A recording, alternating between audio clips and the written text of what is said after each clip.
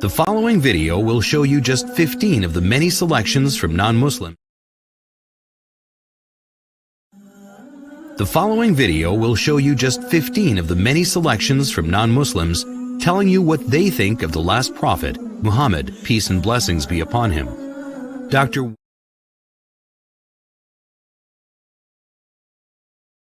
Hours a day, right here on Guidance TV. This is Yusuf Estes, the Guidance Peace. Salam. Salam alaikum. ووظف الشيخ يوسف التكنولوجيا في عمله الدعوي من خلال المواقع الإلكترونية، مستخدما اللغة الإنجليزية بشكل مبسط وممتع لضمان سهولة فهمها من قبل الحضور، بالإضافة إلى استشهاده بالقرآن والتعاليم الإسلامية خلال حديثه. يا أيها الذين آمنوا اتقوا الله حق تقاته ولا تموتن إلا وأنتم مسلمون. Assalamu alaikum. I'm Yusuf Estes with really good news. But first, many people are hearing things about Islam, but they are not getting the right message. So the best time to get the right message out is right now. And we have the best way to do exactly that with Allah's support and your help. We've got our projects, our websites, satellite TV channels, and now we can reach every home on the planet, inshallah. Let's make that difference together. It's easy. And be my dawah partner.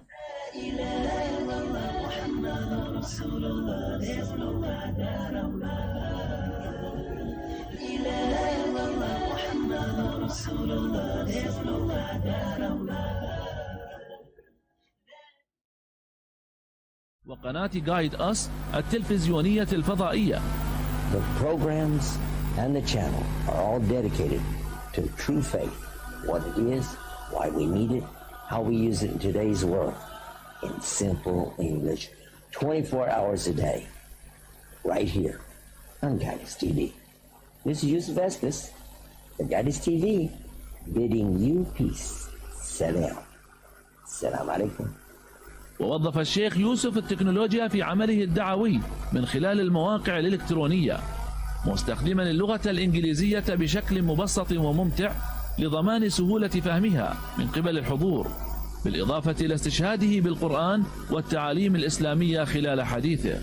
يا أيها الذين آمنوا اتقوا الله حق تقاته ولا تموتن إلا وأنتم مسلمون. Assalamu alaikum. I'm Yusuf Estes with really good news. But first, many people are hearing things about Islam, but they are not getting the right message. So the best time to get the right message out is right now. And we have the best way to do exactly that with Allah's support and your help. We've got our projects, our websites, satellite TV channels, and now we can reach every home on the planet, inshallah. Let's make that difference together. It's easy. And be my dawah partner.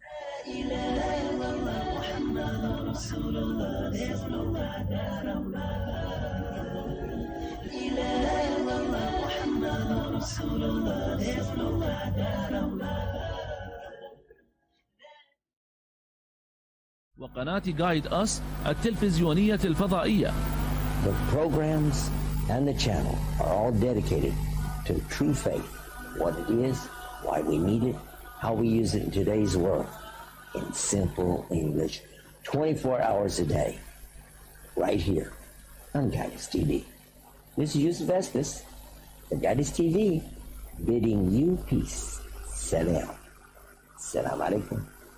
ووظف الشيخ يوسف التكنولوجيا في عمله الدعوي من خلال المواقع الإلكترونية، مستخدما اللغة الإنجليزية بشكل مبسط وممتع لضمان سهولة فهمها من قبل الحضور، بالإضافة إلى استشهاده بالقرآن والتعاليم الإسلامية خلال حديثه.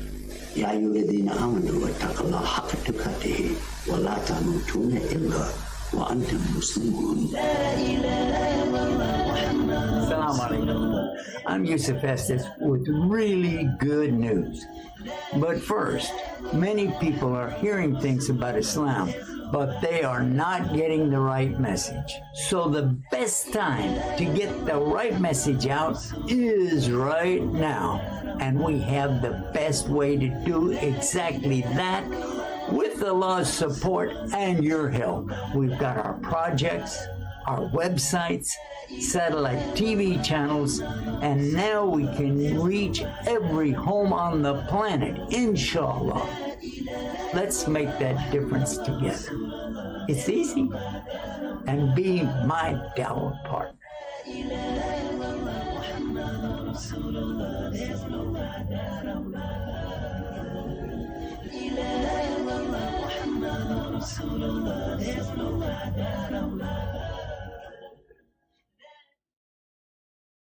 وقناة جايد أس التلفزيونية الفضائية.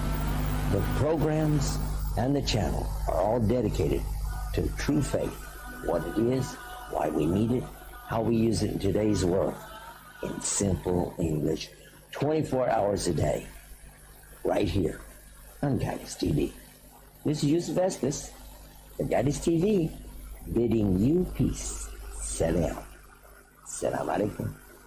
ووظف الشيخ يوسف التكنولوجيا في عمله الدعوي من خلال المواقع الإلكترونية، مستخدما اللغة الإنجليزية بشكل مبسط وممتع لضمان سهولة فهمها من قبل الحضور، بالإضافة إلى استشهاده بالقرآن والتعاليم الإسلامية خلال حديثه.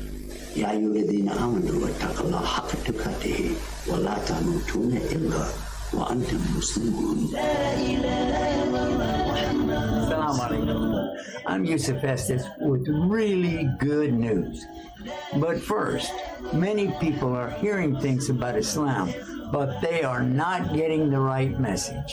So the best time to get the right message out is right now. And we have the best way to do exactly that with Allah's support and your help. We've got our projects, our websites, satellite TV channels, and now we can reach every home on the planet, inshallah. Let's make that difference together. It's easy. And be my dawah partner.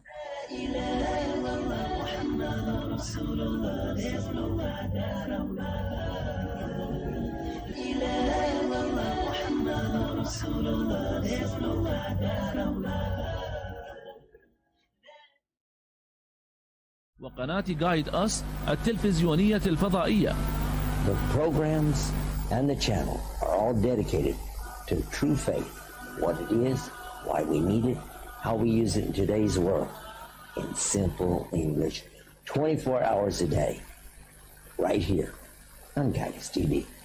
This is Yusuf Estes, the Guidance TV, bidding you peace. Salam. Salam alaikum. ووظف الشيخ يوسف التكنولوجيا في عمله الدعوي من خلال المواقع الإلكترونية، مستخدما اللغة الإنجليزية بشكل مبسط وممتع لضمان سهولة فهمها من قبل الحضور، بالإضافة إلى استشهاده بالقرآن والتعاليم الإسلامية خلال حديثه. يا أيها الذين آمنوا اتقوا الله حق تقاته ولا تموتن إلا وأنتم مسلمون. Assalamu alaikum. I'm Yusuf Estes with really good news. But first, many people are hearing things about Islam, but they are not getting the right message. So the best time to get the right message out is right now.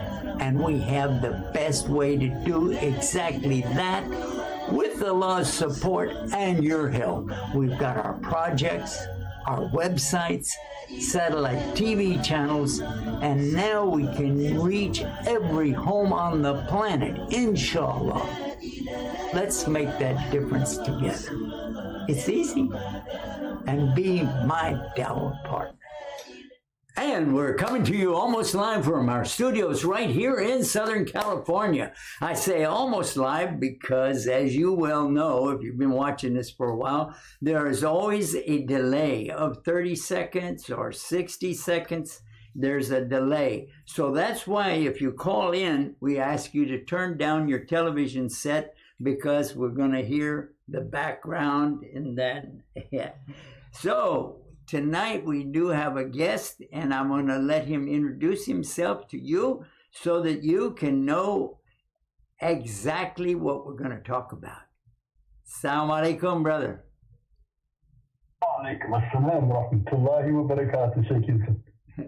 We had a lot of fun getting on the air, didn't we? Yeah, there's a lot going on behind the scenes. People don't know, you know. That's half the fun of it. Yeah,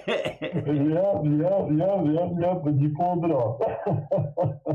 Alhamdulillah. Well, yeah, I had a lot of help. Actually, I was in the way of Yusha when he was trying to do all of this stuff. But mashallah. Anyway, we saw that there's something up on the screen, Ummah Futures International. Is that right? Yes. I'm the president of Ummah Futures International. We do strategic planning consulting, so we work with governments, nonprofit organizations, people with disabilities that want to start businesses, and we take them through the whole strategic planning process. Okay, well, I would like to ask you something about this. So, when you're working with these, are they only Muslims, or it doesn't matter what their faith is? Oh no, you know, the majority of the people that we work with have not become Muslim yet. I like that positive attitude, man. That's a very positive attitude. Well, you know what? A lot of people that I know personally, they act better than some of the Muslims that we know. And I really admire their courage and their ways of handling themselves in these situations. And I ask them, is there really a God? And they say, yes, of course. And I say, is God one? And they say, of course. And then I ask them, is it that we tell God what to do, or God tells us what to do? And they said, of course, you know, that's the 10 Commandments. And then when they say that, I say, now we are on the same page. At least we're on the same page, because we're going to find out what did God really say, and what did he really mean by what he said, and what language was it in, etc. But that is where I start, those 3 questions, because if they're not on that page, then we got a lot of work to do with them. Is that right? Absolutely. So anyway, you were telling us about your organization, and I veered off into another subject about the dawah. But I would like to know the details behind the organization that you have. Right. It's an implementation entity that is a part of the 2064 strategic plan. We developed a 50-year strategic plan initially to inculcate Islamic values in the heart of every American solely for Allah's pleasure. And as circumstance would have it, we expanded that to becoming a global strategy. And so as part of the Ummah Futures International mission is to spread our work over the entire globe, inshallah. Can you give us some examples of some of the work that you've been doing? Absolutely. One of the initiatives that we have is called Walk in One Stop. It was an initiative that came out of the 2008 South Florida Anti-Gang Summit to address some of the emerging challenges that were occurring in Miami. And that summit, the objective was to develop one-stop social and economic service centers in the neighborhoods that would have high incidence of gun violence and gang violence. So in 2008, the county was suffering from low municipal funds because of the housing bust. By the grace of Allah, we said, well, why don't we take that one-stop center on the shoulders of activists, elected officials, social workers, and bring that one-stop center right to the doorstep of residents in the neighborhoods that were challenged by gang and gun violence. And that's what we did, and we continue to do. So we bring these resources, federal, state, local resources, right to the doorsteps of residents. And we've done over 300 of them since 2010 to now. And it has been replicated in other sites around the world. We had Copenhagen, Denmark recently visit us in Miami-Dade County. Next week we have Columbus, Ohio, Memphis, and Nashville, Philadelphia. So it's an initiative that has gotten huge acclaim across the nation. So you're not just in Florida, are you? No, I mean, the work is spread out all over the world. So we're very thankful that Allah has, blessed us to amplify the work and have people recognize it as valuable in their communities as well. Well, now the next question I have for you is, what are some of the difficulties that you face in your operation day to day? Well, since the 2064 strategy is definitely an Islamic-based strategy, we've been attacked, from a defamation standpoint from the Islamophobia network. But once they take a deep look at my work and the history that I've had doing work with communities and basically nonviolent work, it's kind of hard for them to argue it. And as you know, Sheikh, Islam is haq. So no matter what you do, however you attack us, at the end of the day, the truth will prevail. And so we hold fast and we hold steady onto the rope of Allah, and we do this work regardless of whatever the Islamophobes may throw at us. Yeah, I would like to ask another question about you brought up the subject of Islamophobia, and you mentioned to me over the phone about some particular thing that happened. Can you go into that, or is it inappropriate? Yes, Sheikh. Well, when we first released the America 2064 strategy, it was a 50-year plan just for America, right? And we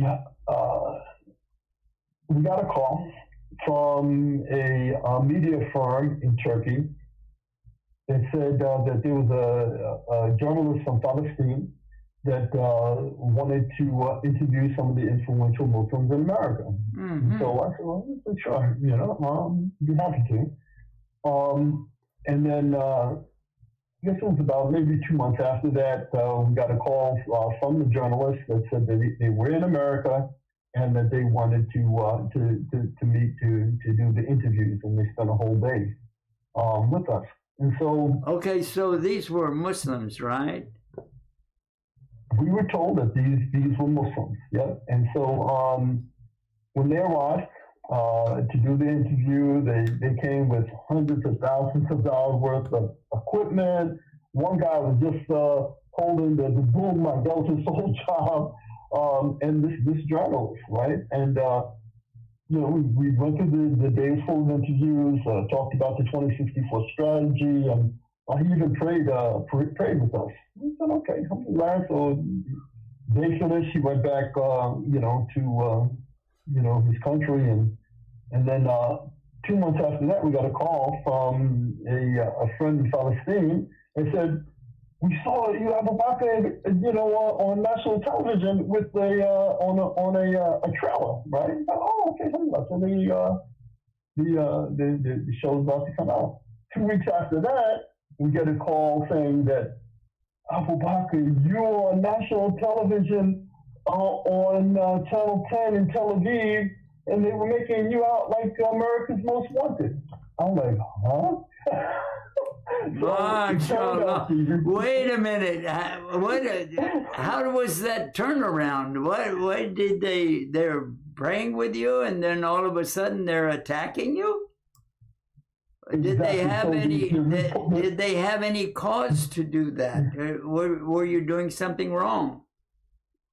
The reporter from Palestine was actually a reporter, the lead investigative reporter for Channel 10 in Tel Aviv, Jewish, Zionist. And when you say the word Zionist, I get it. So it was an attack on saying that we were associates of the Muslim Brotherhood. Whoa! They said we were soft jihadists, and because the strategy is a 50-year strategy to inculcate Islamic values in the heart of every American, solely for Allah's pleasure. So you just hear the mission statement alone already, you're like, oh no. But as we know, Islam is rooted in peace. And so, and my work is based on that and establishing peace in communities and anti-violence work. So everything that took place in the interview was nothing but the heart. We were just talking nothing but the truth. So you can attack me if you want to, but we weren't doing anything, saying anything that would compromise America or the Constitution or any of that. So, you can take words through editing and you can make the story that you want. I remember when I was a kid, we would have a school project. You cut pieces of the headline, right, together and make your own story, and so that's basically what they did. And then they were already connected with, and they being the folks in Tel Aviv were already connected to the Islamophobia network in the United States. And so they blasted all the social media sites, my work speaks for itself. And so I came out of it okay. We wanted to sue them, for defamation of character. Woo! However, the lawyers. I don't think you got any lawyers that were willing to take them on, right?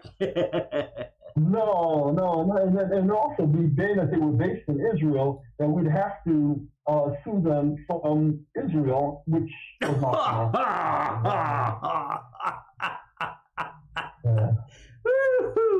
Yeah, good luck with that one. Yep. Anyway, so let's talk about some of the things that you've been able to achieve with your organization. I like to know some of the things that you have set out to do and you achieved them. If you would like to talk about that. When we began implementing the anti-violence strategy in Miami-Dade County, the number of group member involved homicides were higher. We've reduced that by over 60%. In Miami-Dade County, and it's hard to prove that your initiative by itself was the cause of it. But what we do is we look at the date when we started this initiative and what the violence rates were, and we look at it now since we've been into this for about 4.5 years in this particular initiative, and look at where the rates are. And it's been a constant downward trend. So much so that the county unanimously issued a new 4-year contract to Umar Futures to continue, the work that we're doing on the ground in Miami-Dade County. Yeah, I like the results that you're finding, and I like the idea that you're cooperating with the organizations that you do. Can you tell us the name of some of the organizations you work with that maybe we'd recognize it? Oh, absolutely. In Miami-Dade County, there's a multitude of federal, state, and local agencies that we work with, from the housing department to nuisance abatement, to parks and recreation, the U.S. Attorney, the state attorney's office, the Miami-Dade Police Department. Oh my goodness, it goes on and on and on and on.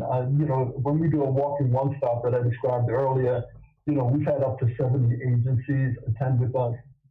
Career Source, which does workforce development, help people find jobs and so forth, and organizations like ICNA that provides food for people that are in need of food, and so there's a whole multitude. Anybody can go on our website and take a look and see the litany of organizations that we work with.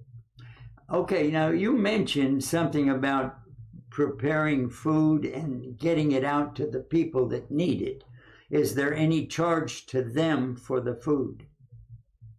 Oh, no. All of our services are free.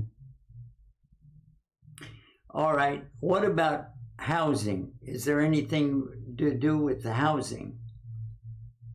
Absolutely.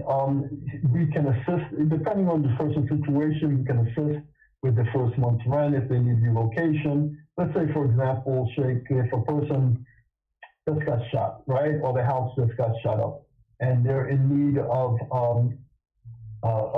emergency relocation, we can temporarily put them up into a hotel, so they're in a safe space, while we work on a more permanent plan to move them to a different location, so that they can, restart their life and come out alive, basically. You said shot up, so you're talking about weapons that will go off, like guns and rifles and things like this. Is that right? Oh, absolutely. Part of the anti-violence strategy, actually the main focus is to reduce group member involved violence. So I say groups, it could be a gang, a posse, a clique, whatever the case might be, people that are driving violence in a community. And we focus in on that 1% or less of the community that are driving the violence. And we deliver the message that we want to see them safe, alive, and free. Just don't pick up a gun and shoot anybody. And in that respect, we provide all the different opportunities to get out of a gang and get their life straight. Like I said, relocation. Now, the work that we do does not necessarily absolve their legal liability. I mean, if they, murdered somebody and, the police are investigating them and, they still gotta, live up to whatever they had to do. But if there's an opportunity to keep them out of jail, to keep them safe, alive, that's what we do. All right. Now, we got to take a break right now, but when we come back, I would like to ask you about some details about these shoot-em-ups and about things that we could do to avoid that. But let's take a break right now and let folks at home have a break and stay tuned and stay guided. قناة Guide Us التلفزيونية الفضائية. The programs and the channel are all dedicated to true faith, what it is, why we need it, how we use it in today's world, in simple English, 24 hours a day, right here on Guidance TV. This is Yusuf Estes for Guidance TV, bidding you peace. Salam. Salam alaikum. ووظف الشيخ يوسف التكنولوجيا في عمله الدعوي من خلال المواقع الإلكترونية، مستخدما اللغة الإنجليزية بشكل مبسط وممتع لضمان سهولة فهمها من قبل الحضور، بالإضافة إلى استشهاده بالقرآن والتعاليم الإسلامية خلال حديثه. يا أيها الذين آمنوا اتقوا الله حق تقاته ولا تموتن إلا وأنتم مسلمون. Assalamu alaikum. I'm Yusuf Estes with really good news. But first, many people are hearing things about Islam, but they are not getting the right message. So the best time to get the right message out is right now. And we have the best way to do exactly that with Allah's support and your help. We've got our projects, our websites, satellite TV channels, and now we can reach every home on the planet, inshallah. Let's make that difference together. It's easy. And be my dawah partner.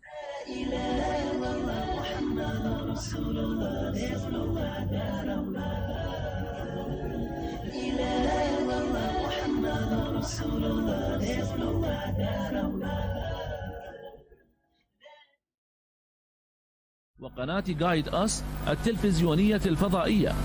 The programs and the channel are all dedicated to true faith, what it is, why we need it, how we use it in today's world, in simple English, 24 hours a day, right here on Guidance TV. This is Yusuf Estes for Guidance TV, bidding you peace. Salam. Salam alaikum. ووظف الشيخ. And we are back. All right. And we have a guest on with us tonight, Abu Bakr Rollins. And I would like to bring him out again and ask him some more of the questions that I think that we should delve into and find out just exactly what the situation is there. I hit the wrong button now, but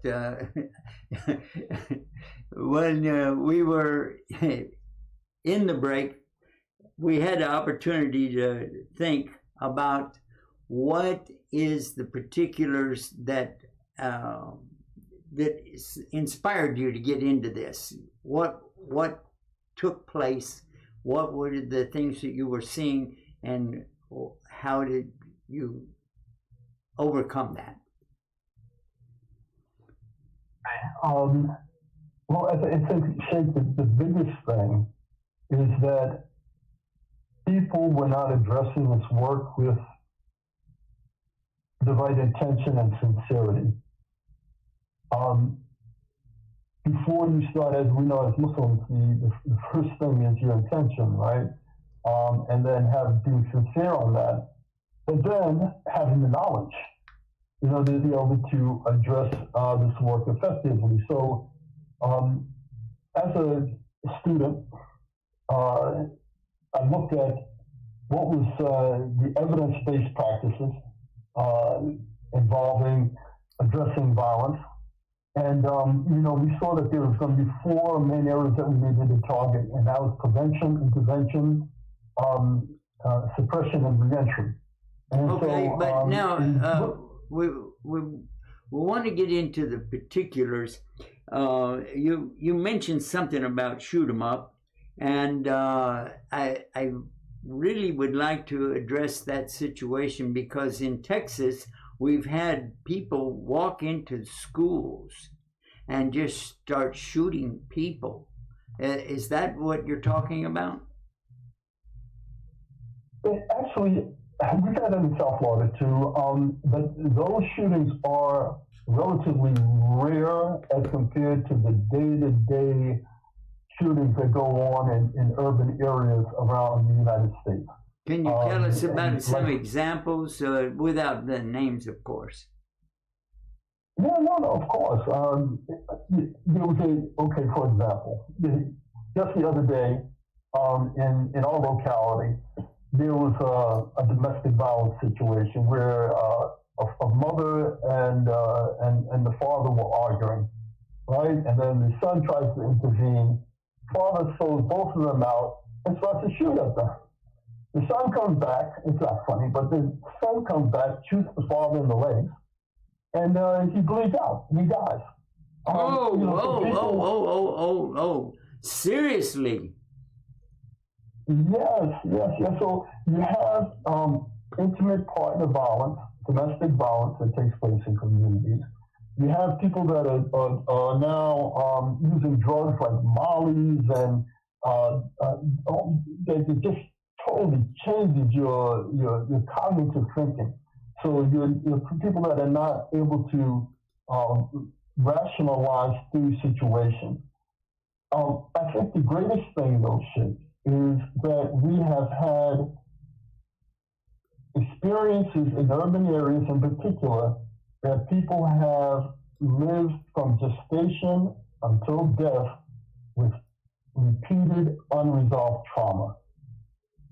I'll give you one little story, short story. A young man that we worked with in the prison, he's recently got out, but when we went into the prison, he said that his mother was beaten up when he was in the womb. So even before he entered the his world, mother was in the prison and she was beaten up when he was in the baby. No. This is way before prison. This is at home, right? The boyfriend was beating up the mother, and at the time that she was pregnant with him, the one that we were working with. When he turned 3 years old, the mother put him in daycare. At the daycare center, other 3 and 4-year-olds beat him up gang style. Oh, a 4-year-old? 3-year-old and 4-year-old children beat up this new kid coming in to the daycare center gang style. So now he gets home and his mother says, "Man up." Jake, he's 3 years old, and the mother is saying, "Man up." So here's a kid that, experienced trauma while he was in the womb, from daycare, and then when he turned 16, he picked up a gun and he shot somebody. Because this trauma was never dealt with. And in the community, on and on and on, shootings, a regular occurrence, and never really addressing that trauma. And then once we were able to work with him through our positive peer leadership mentoring program that we do in the prisons and the jails and in the communities with people that have experienced the criminal justice system, he was able to start to address that trauma. And now he's doing very well. He's home, his sentence was shortened, and he's doing very well. But now, did he kill a person or just shoot him? I'm sorry? You said that he shot someone. Did he kill him or just... Yes, he was in for murder. He was in for murder. Oh my God! Oh no! This is really horrible. That the society has come to this. I can't believe it. And the prisons across America are full of people that experience. Well, look at the Gaza incidents right now. I mean, what if that trauma is not dealt with? Then a lot of people are going to be experiencing some horrific situations as they get older. And I'm hearing now from some medical professionals that some of the children in Gaza are just shaking when nothing's going on. They're just shaking because of the trauma that they're experiencing. I've seen some of the videos, what you're talking about. I've seen those videos with the children just shaking like this. And I wondered what that was. It wasn't earthquakes because not everybody was shaking. But yeah, that is real serious.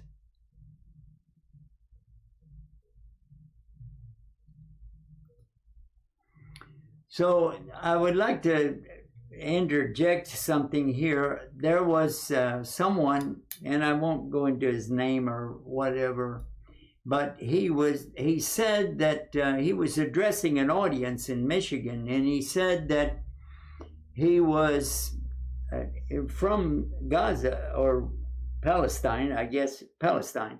Anyway, he said that he was in the prison for 27 months. Being tortured and tortured and tortured. And he said that it was just 27 months of horrible things. But then he said that he left Islam and became a a Christian or something like this, and I was really amazed at how he come upside down and support the Zionists. What do you think about that? Well, as a person, for me, I was raised Christian. I went to school with Me too. a lot of Jewish children in Flushing, and I accepted Islam. And Sheikh, I can't really answer your question because once you accept Islam and you inculcate the 5 pillars in your life, you're not going anywhere. So you must not have been on his salah. You must not have been fast. I don't know, but I mean, that is unconscionable. Well, maybe a person would accept I'm going to give him go, the excuse, and I'm going to give him the excuse that maybe he suffered so much that he would take any kind of a deal, because he said that they just released him, and they don't do that. They don't do that, except if somebody is coming over to their side, and then he comes over to the United States and he's starting to give lectures. He wrote a book, and he said his father was the one who started the Hamas, and I know for a fact that that wasn't his father because he said his name, and that wasn't the one that started it. But it doesn't matter to me. I just am concerned about the mentality of this person or the emotional effects that some of these things can have. I don't know about the tortures that go on in prison so much as I do what was going on here. The inmates here are the ones that will torture a person. And the staff really doesn't get into that. They just, if you follow the rules and regulations, you're okay until you serve your time, for the most part. And I was a prison chaplain for a number of years, so I had experience with the county, the city jails, the out prisons where they would come in at night and go back to the prison, and also the federal lockups. They had really some serious criminals that actually came to Islam while they were in the prison, and then they regretted all of the stuff that they had done. But anyway, not to get off our subject, but how do you deal with these people that are exposed to this from birth? You gave an example of somebody from birth or even before birth dealing with this. So how do you deal with that? Yeah, we have master's level social workers and PhDs that work with our clients so that they can receive counseling, cognitive behavioral therapy, and then in our positive peer leadership mentoring groups, the men talk about it amongst themselves. They become their own positive peers, and there's a gentleman by the name of Keelis Shells out of Los Angeles. He came to the In-Prison Gang Prevention Summit that we hosted inside one of the prisons in South Florida. And he talked about how he was sexually abused as a small child.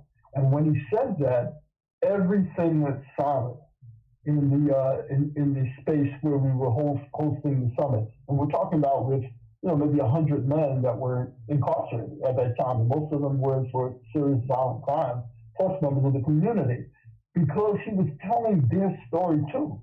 And so we wanted to spend the next year working with the men just on this issue of their unresolved trauma. So, you have to face it. You have to talk to somebody. It's just not going to go away obviously, I'm going to tell you that the best way is Al Islam, because the 5 daily prayers keep you straight. The Quran is a shifa, is a healing in itself. The 5 pillars is again, keeps you on a strong foundation. So I would say, A number one is Islam. But counseling, people that are trauma informed, that understand trauma and are to deal with, like the social workers, master's level social. We make sure that we only use master's level social workers are higher because they are trained to be able to address the challenges that people that have unresolved trauma are experiencing. All right. So you have, it seems like that you're telling us that you have different people that are experts in their field, and that is a real good thing to do. And instead of shooting from the hip, as it were, and trying to deal with things that you don't know about, I think that this is really, really a commendable opportunity for folks to get involved. But how would somebody get involved with your organization? They can contact me via my website, either umafuturesinternational.com or waynerawlins.com, and we'll be happy to assist in any which way possible. We are a consulting firm, so we do assist other cities and other jurisdictions in dealing with their balance issues and developing strategic plans. But we're Muslims. I mean, we want to, as part of our strategy is to spread Islam also, because it is not what people, the Fox News has tried to make us out to be, or the Islamophobia network has made us out to be. We do come with peace. We'll defend ourselves, don't get me wrong, but we do come with peace. All right, so now I get the idea. However, what about your personal background? Do you have a degree in some of this treatment? Not in social work, but my master's degree is in community economic development. Oh, okay. So you know about having funding to do whatever you do. How do you get funding? How do you get the funding? Our funding is through a sole source contract with Miami-Dade County General Operating Funds. But having been the executive director for nonprofit organizations in the past, there's a multitude of federal, state, local grants that you can go after, foundations, there's straight donations. We have an affiliation with a nonprofit organization as a part of the 2064 strategy called Based on All America, and we receive donations from the general public to support that work as well. We've developed a silver dirham, that we give away as a free gift for people that donate to Based on All America. And like I said, it's all a part of the 2064 strategy. One of the biggest problems that Muslims are facing today is that we don't have a caliphate. Countries have presidents and prime ministers. Companies have CEOs. The Catholic Church has a pope. Muslims need a caliphate. And I know that Islamic State may have put a little flavor on that, a lot of flavor on that. They may have given people the wrong idea of an Islamic State. But when you look at how the world existed when the Ottoman Empire was in its heyday, and how people were able to thrive, and it was the age of enlightenment, where science and universities and just so many contributions, to society. Even in the time of Umar, radiallahu, and the third caliph, him establishing systems of government and municipality, and Islam and Muslims have contributed so much to society and civics and government. But the impression that people often have is contrary to that, because let's face it, the Islamophobia network is very well funded,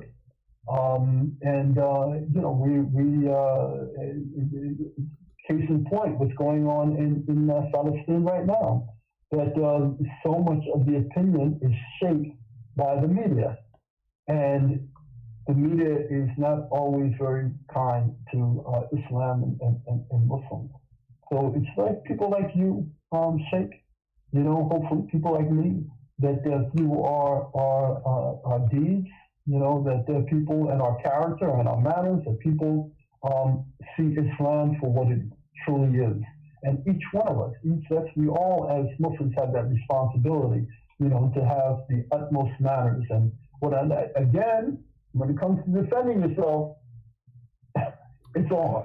Actually, I was reading something earlier about the way the Prophet had dealt with some of the people. That the very last, the culmination of all of the things that happened to him and his followers, when they entered Mecca. And all of the people of Mecca said, oh, he's going to destroy us. He's going to clean house. He's going to get, even with us, the revenge of whatever we've done. And we've done some horrible things to these guys. They're going to clean the plow with us. And actually, he says, no reproach on this day. Allah forgive you. And he is the most merciful of those who show mercy. That's in the Quran in chapter 12, verse 92. And then the Prophet ﷺ, he returned to Mecca victorious. And the people that hurt him and killed his friends, and even his wife died when they were in the boycott in the desert. And he didn't take any revenge on him. And this person that wrote this book, Don't Be Sad, he comes up with some things from the Bible, and it is written in the gospel: forgive 7 times the one who wronged you once. That's in the Bible. And this means that somebody who is wronged even one time, that if they do something to you that even one time, you could forgive them 7 times. And in the Quran, it says, but whoever forgives and makes reconciliation, the reward that he is getting is coming from Allah. And the Indians, the American Indians, used to say in their proverbs, the one who overcomes himself is more brave than the one who conquers a city. And this is, I rely on that book a lot because it mixes the sayings of different faiths and different people, and it shows that there are good, honest, righteous people in the world. And these people are the ones who keep it going and growing, not the ones who have the revenge in their hearts, the one to take over, the greed. And the need and the greed is so rampant at this time. And I think that those people who are showing and demonstrating this, like you are, Abu Bakr, I'm very proud of you, and that's why I wanted you on the show tonight, because I think this is setting a tone for something that's far better. And I like to think of it that way. You're really doing a good work. Thank you so much for being on with us, and thank you for all of the good work you're doing. And I would like to ask you in closing, what about the free food? Yeah. I'd like to come down there and get some free food. You will be my guest. And one of the things about Islamic culture is that we're very hospitable too. So anyone listening on here, you can reach out to me. We'll be more than happy to make you our guest. Inshallah, if you're Muslim, not Muslim, no, never mind. We'll be happy to honor your presence. So, Sheikh, looking forward. When you're in South Florida, I've got a spot for you. You're gonna love it. Have you heard of a sister named Khadija? She has several trucks up in the New York and New Jersey area, and she takes them around and she feeds the people at no cost. Have you heard about her? I think so. I think I have. Yep. And she comes down to Florida, and she has she accommodated us when we were at her place there in New Jersey, and she took care of everything for us and made it real easy for us to go around. And we gave out hundreds and hundreds of Qurans, translations, of course. That was a beautiful opportunity. Do you know that I met her right after she made Shahada in New York in the 96th Street Masjid, and it was a beautiful opportunity right after 9/11. Wow, how about that? What an amazing story. Yeah. Yeah, and matter of fact, when you mentioned that she would also distribute Quran, I definitely know who the sister is. I think she's from like a Caribbean island or something, if I'm not mistaken. No, she's from, what is it called? It's South America, but it's on the upper part of South America on the east side. And French. Not Guyana, it's nothing. Is she Guyanese or no? Yes. Horrible, so. Guyanese, yeah. I think that's it. Yeah. But yeah, so. She's a convert from the Hindus. She doesn't like the statues. She doesn't like the images. But she likes some of the people, of course. She stays in touch. And her family is really a nice family.